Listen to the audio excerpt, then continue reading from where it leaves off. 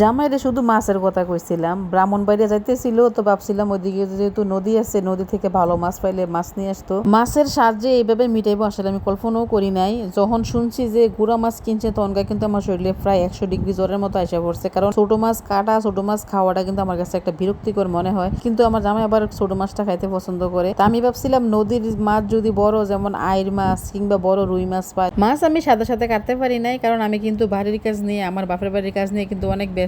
তো এই কারণে মাছটি আমি 2-3 দিন পরে কাটছি আর কি। তো দেখেন মাছটি দেখা যখন কাটতে গেছি কিন্তু আরো বেশি খারাপ লাগছে, কারণ শিং মাছটি একেবারে পিচ্ছি পিচ্ছি, আর ট্যাংরা মাছটিও তো বড় আসছিল না। আজকে সারাদিন কিন্তু মাছই কাটছি। প্রথমে চিংড়ি মাছ কাটছিলাম, চিংড়ি মাছটি ফ্রিজে আসছিল, তো চিংড়ি মাছ মাঝখানতে আবার ফ্রিজটা বন্ধ হয়ে আসছিল, এই কারণে চিংড়ি মাছটি একটু লাল হয়ে গেছে। তো চিংড়ি মাছ কাটছি, তারপরে কাটলাম হলো এই গুড়া মাছটি আর কি। গুড়া মাছের সাথে কয়েকটা চিংড়ি মাছ আসছিল, এটা আবার একটু বড় বড়। শিং মাছটি আমার দেখা সবচেয়ে বেশি খারাপ লাগছে। এই পিচ্ছি পিচ্ছি মাছ, শিং মাছ কিন্তু কাটা তারপরে গিয়া ঘষা মাজা করা এমনিতে একটা ঝামেলার কাজ, আর এত পিচ্ছি পিচ্ছি মাছ।